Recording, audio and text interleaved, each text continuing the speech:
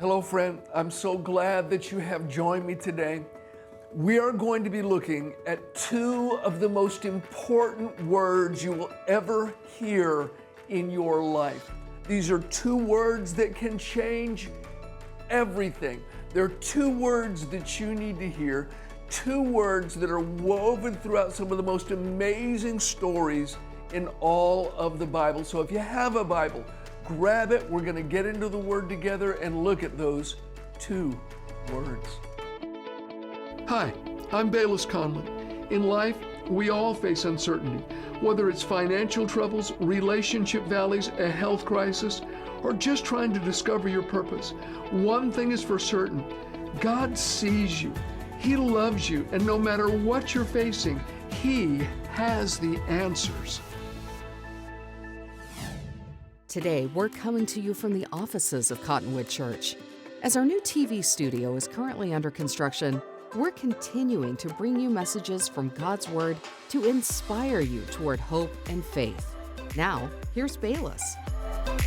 Hello, and we're going to open up with a bit of a story from Acts chapter 7, talking about Joseph.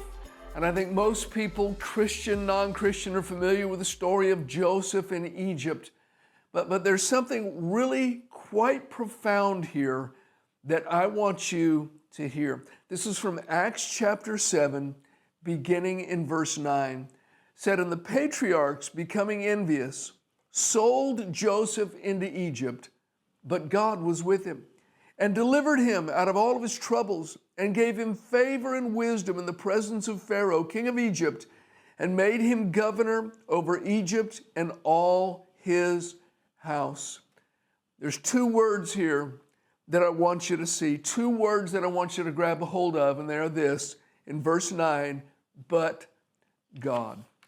Two of the most important words you will ever hear, but God was with him. Joseph was hated by his brothers, who because of envy threw him into a pit and then sold him to slave traders. He's taken off to a foreign land. I'm sure his hands were bound. They're shouting at him in a language he doesn't know. Perhaps he's being whipped. He's sold on the auction block in Egypt. A man named Potiphar buys him. Understand, he's a kid. He's a young teenager. He doesn't understand the language. He doesn't know the culture. He's been separated from everyone and everything that he knows and that he loves. He's been betrayed by his own family. And then in Egypt, you know the story. He starts working for Potiphar. Potiphar's wife takes a shine to him and tries to get Joseph to sleep with her. But he's got so much integrity, he won't do it. He's not going to sin against God, and he's not going to sin against the master of the house, Potiphar. And so, the wife is scorned by Joseph or shunned by him. He's not going to sleep with her. She grabs his coat, tries to forcibly make the young man get in bed with her. And he runs off and leaves her coat there in her hands. And so she uses that and she forges a lie. Her husband comes home and says, "Oh, this Hebrew boy you brought to live with us and to work in our home, he tried to rape me, and here's the proof. I've got his coat." So Potiphar is incensed, has Joseph thrown into prison. And we know the story. He interprets the butler's dreams. He interprets the baker's dreams. They come to pass exactly. And the butler promises that when he's released from prison and restored back to his place with Pharaoh, that he's going to remember Joseph and talk to Pharaoh about Joseph and get Joseph out of prison. But of course, the butler forgets. And Joseph is in that Egyptian prison for several years. He's had nothing but a hard way to go, thrown into circumstances beyond his control. And then we find those two beautiful words, but God. Those two words that can change everything. Those two words that can turn impossibilities into possibilities. Those two words that made all of the difference in Joseph's life, but God. But God was with him. The odds were against him, but God. His dreams could never come to pass, but God. God delivered him out of all of his troubles, gave him favor, gave him wisdom, and took him from the bottom and put him on the top. And friend, that might be your story right now. You know, that everything has gone wrong for you, that the rug has been, pulled out from underneath you. But may you, like Joseph, towards the end of the story, after his father dies and he's gathered with his brothers, this is in Genesis chapter 50. His brothers are afraid that now that daddy's out of the way, that Joseph's going to take revenge on them. And he says, look, don't be afraid. And these are his words in Genesis 50. He says, you meant it for evil against me, but God. You meant it for evil, but God meant it for good in order to bring it about as it is this day, to save many people alive. What the devil and his crowd mean for evil, God can turn it around for good. And as you sit and listen to me today, perhaps you've been betrayed by someone that you trusted. In fact, it may have been the person that should have protected you, turned out to be your violator or your betrayer. Maybe you've been thrown into circumstances beyond your control. Maybe your whole world has been shattered. And everything that at one time, you thought were stabilizing factors in your life, they've all been removed. And things for you right now, listen, I don't say this lightly, because I know there are some people watching me. You are suffering greatly right now. You are in an emotional crisis right now. Circumstances are looming so huge on the horizon, you see no way out. In fact, there may be somebody watching me. You thought, I may as well just take my own life. The world would be better off without me. I've got no hope. There's no light. I'm telling you, there is light. It might be hopeless except for these two words, but God. You take God out of the equation and things are hopeless, but you factor him in and all things are possible. I have a very close friend that I was talking to just the other day. And interestingly enough, the very first time he came to our church many years ago, I was preaching this very message. When he came, his life was a mess. He was an alcoholic, and I don't mean just a social alcoholic. He was a full-blown drunk from morning until he passed out every night alcoholic. It had cost him his marriage. It had cost him his health. He destroyed his stomach. His liver was gone. His wife had kicked him out. He had been unfaithful to his wife and all alcohol related. And I mean, just shattered. He'd lost everything. He'd lost all of his finances. He'd lost his marriage. He'd lost his health. And he came in sort of as a last-ditch effort, like maybe there's a sliver of hope for me somewhere.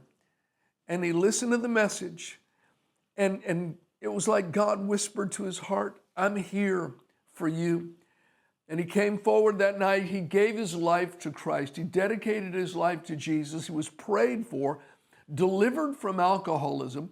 He also had severe back problems, as well as all of the effects of the alcohol. He couldn't work because of his back issues. Someone prayed for him. His back was healed. Listen, he would have been just another divorce statistic. He would have been just another bitter drunk on his way to an early grave, except for two words, but God. He got saved. He got delivered from alcoholism. He was healed. I actually hear fairly often from people in our church, Pastor, you have no idea how much God has done in my life in the last 6 months, or how much God has done in my life in the last year. And if you knew their story, when they started coming to the church and sitting under the teaching of the word to where God had brought them, you just shake your head almost in disbelief. People that came in shattered, betrayed by a spouse, in debt, grappling with depression. They sat under the teaching of the word, and God has turned things around for them. God has worked mightily in their lives to literally, if you saw them, you wouldn't even equate them with the person that they were 6 months or a year before. My friend, God can do it for you. If you, like Joseph, don't allow your circumstances to turn your life bitter, but if you'll keep your eyes on God, continue looking to him, even if for a season it doesn't seem like he's working at all. I'm sure it may have seemed that way to Joseph. God had given him the dream. of the sheaves bowing down to his sheaf, showing that his brothers were going to serve him, and that the sun, moon, and 11 stars bowed down, that even his parents, in a sense, would be under his authority. And God had given him these dreams that he would be in this position of prominence and authority. And it seemed like everything that happened to him took him farther and farther and farther away from the dreams. When his brothers threw him in the pit, he's farther away from the dream. When they sell him to the slave traders, he's farther away from the dream. When they sell him on the auction block in Potiphar's house, he's farther away from the dream. When Potiphar's wife lies about him, he's thrown in prison, farther away from the dream. When the Pharaoh's butler forgets about him, he spends years in prison, farther away from the dream. How can it ever come to pass? And then Pharaoh, of course, had his dream. No one could interpret it, and the butler remembered, says, I remember this day my sin. There's this Hebrew kid in jail, and he can interpret dreams. And in one moment, Joseph went from the prison to the palace. God turned everything around and literally saved many people in the known world through him interpreting Pharaoh's dream and giving Pharaoh the insight and the instruction of what he needed to do to prepare for the coming famine. And friend, it may seem like the dream that you had, maybe even as a child, maybe all you ever wanted was to be happy and to have kids and raise a family, and you just kind of saw yourself, and it's like everything that has happened, the betrayals and the disappointments, and you're farther and farther and farther away, or you saw yourself succeeding in business or whatever it might be. And it's just like life has taken you, put you in a headlock, thrown you to the ground, and stomped you. Well, friend, I just want to tell you, it's not over. I think there's a but God for you. I don't think it's a coincidence that you're listening to me right now. There's a God in heaven who knows your name. And you might say, Bayless, stop it. You're just trying to get my hopes up. Yes, I am. I am trying to get your hopes up. I plead guilty to that. God loves you, my friend. He has not forsaken you, and He wants to help you. And I want to encourage you, keep listening to me, because faith comes by hearing, and hearing by the Word of God.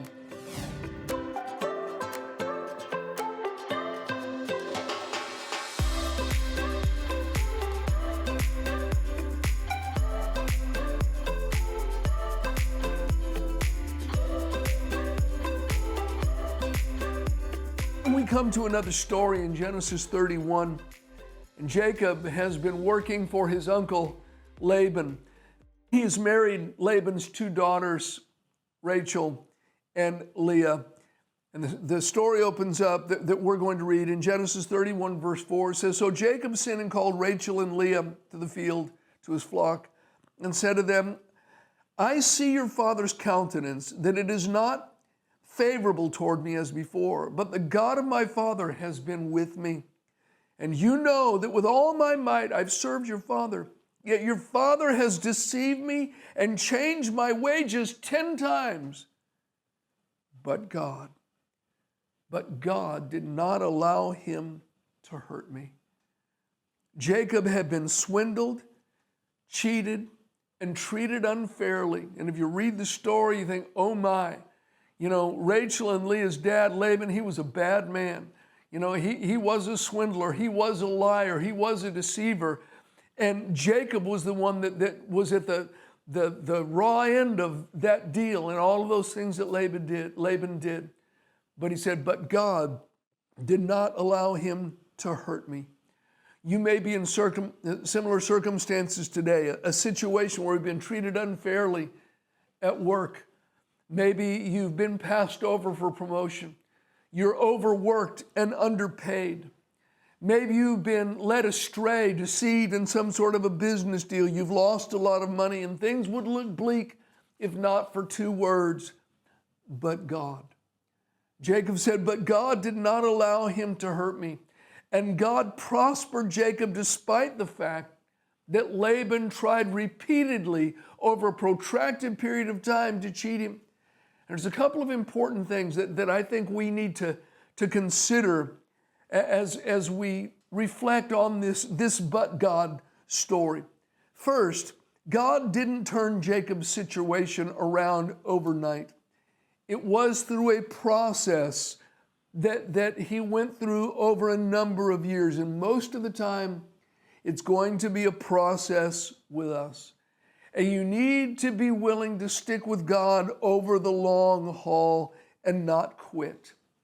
You know, I had a friend when I was in college, and he told me an interesting story. Now, if you're watching from another country right now, you may not understand the significance of this story, but I will try and relate it to you.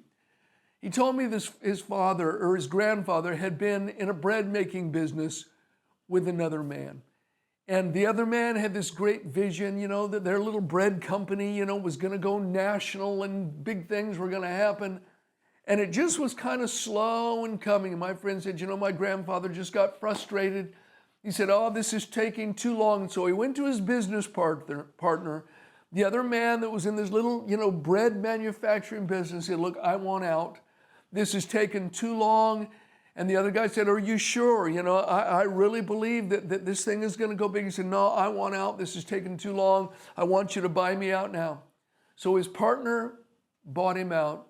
And my friend's grandfather, and my friend, interestingly enough, and this was sort of what our conversation was couched in, he was hurting financially. He was your typical, you know, starving college student. You know, didn't have much funds. His family didn't have much money.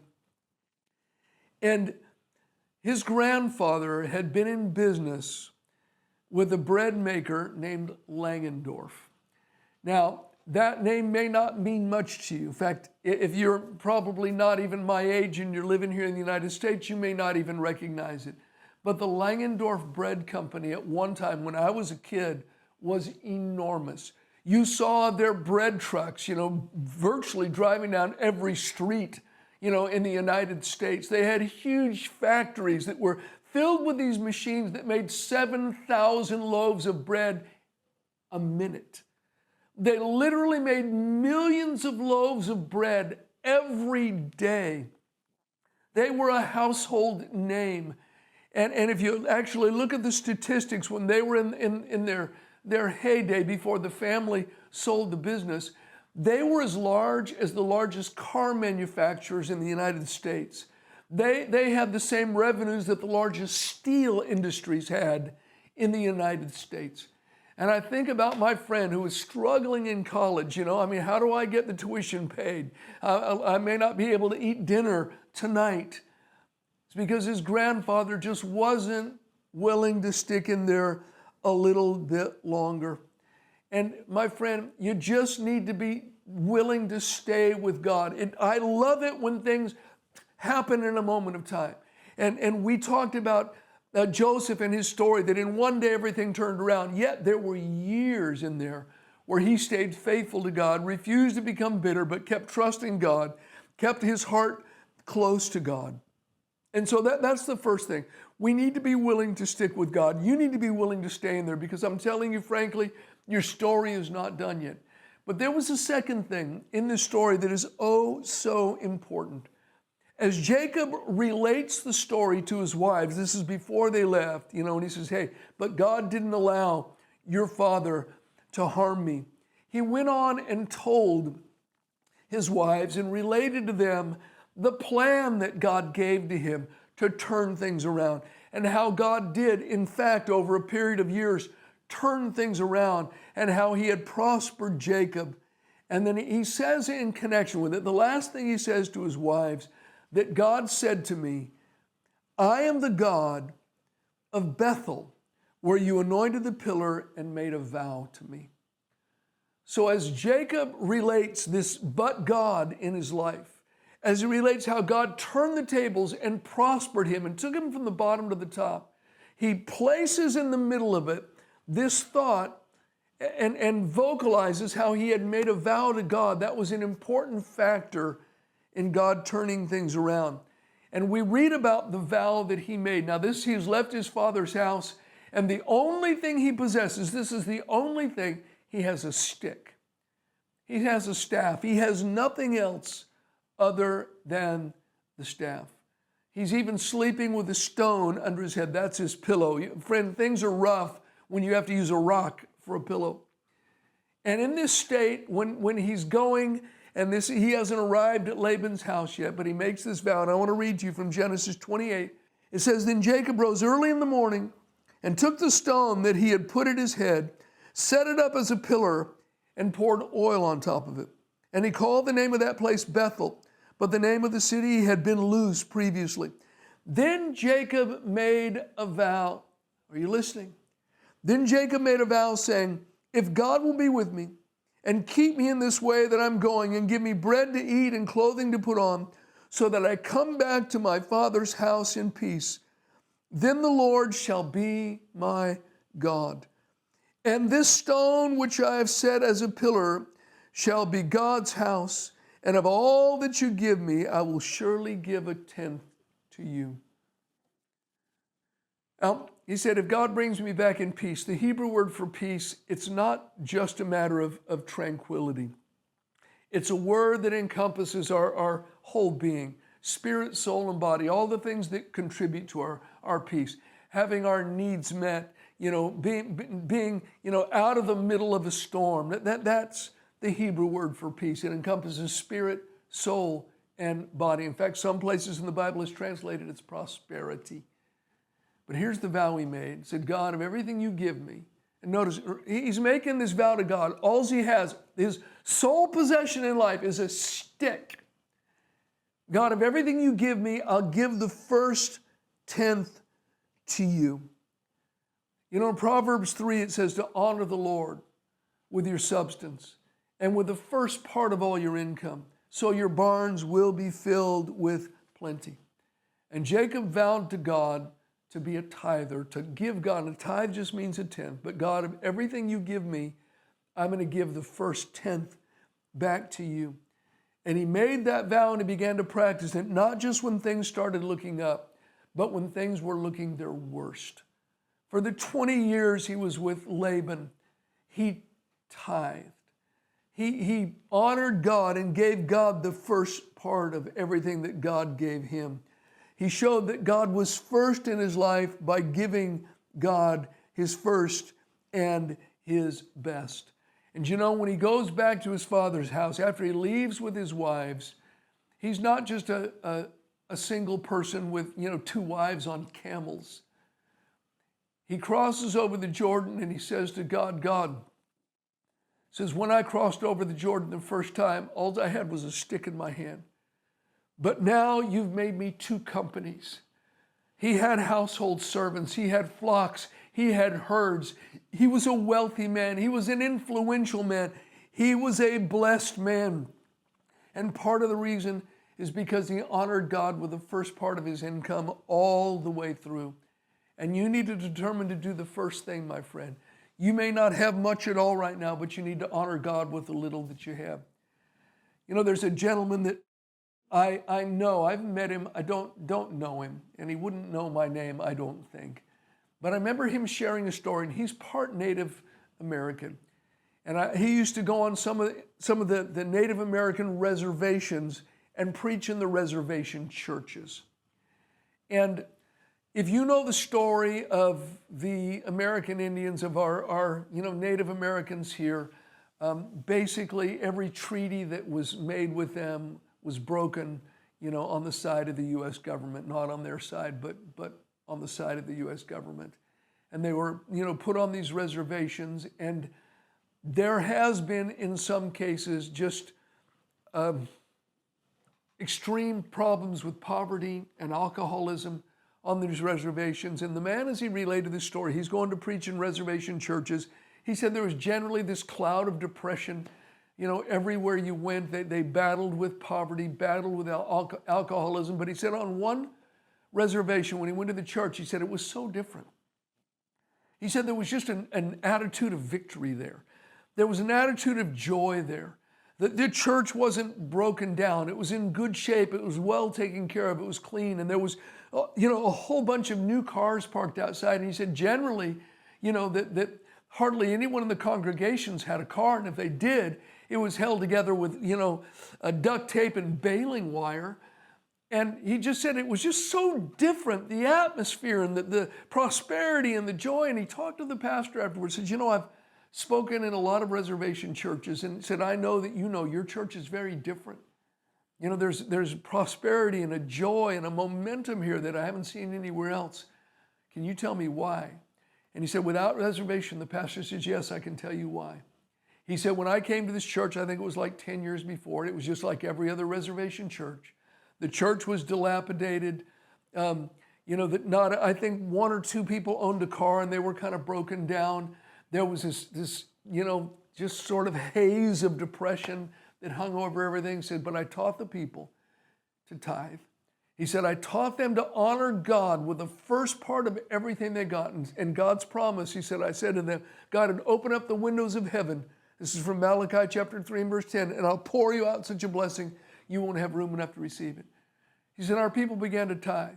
And he said, many of them, they came, they didn't have anything. So on their way to church in the mornings, they walked the gravel road.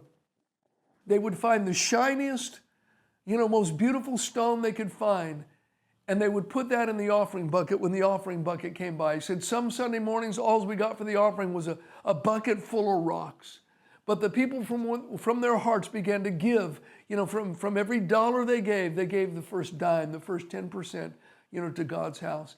He said it didn't happen overnight, but slowly, things began to change in the church to where today, he said almost every member of the congregation owns their own automobile. That depression that hung over the church is not there. We've had a revival on the reservation. He said it all goes back to honoring God with the first part of our income. And my friend, I just want to tell you, there is a but God for you. And if you, like Jacob, have been swindled, have been cheated, you've gotten, as we say here, the short end of the stick. You've been treated unfairly.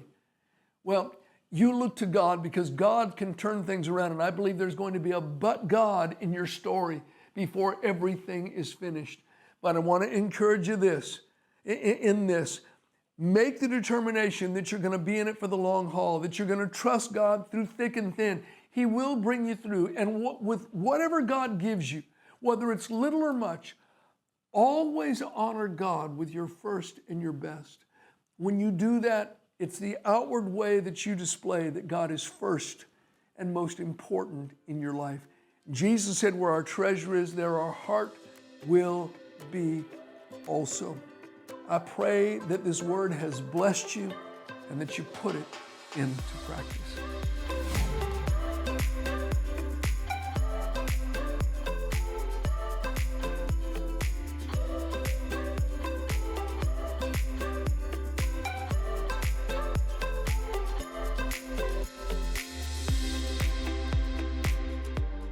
I'm so glad that you joined me for this lesson, and we're certainly not done with it. We have a whole lot more but Gods to look at. So you need to join us next time. And if you don't have a Bible, go get yourself one and we'll study the Word together.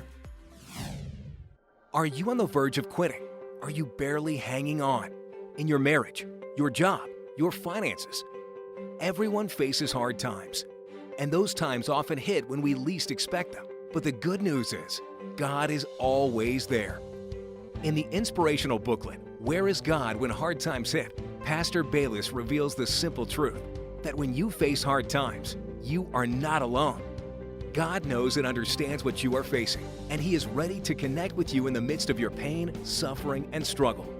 When you go online right now to BaylessConley.com and get Where is God When Hard Times Hit?, you will discover the spiritual truths that can turn your life around and the practical steps you can take to turn a defeat into a victory. Available in physical, digital, or audiobook formats for just $12. You'll learn that no matter what you are facing, God's strength can carry you to the other side. Don't quit. God is with you and you can overcome any obstacle. Where is God when hard times hit? He is present, waiting for us to ask Him to help. Don't miss this special offer. Go online right now to BaylessConley.com to get Where is God When Hard Times Hit? That's BaylessConley.com. When hard times hit, trust in God, and He will deliver you. That's BaylessConley.com. Go online right now. We're uploading new content every week to help you find answers for your life. So don't forget to hit the like button and subscribe to our channel. In the comments, let us know how this teaching encouraged you. We'd love to hear from you. Our prayer is that God's richest and best be yours always.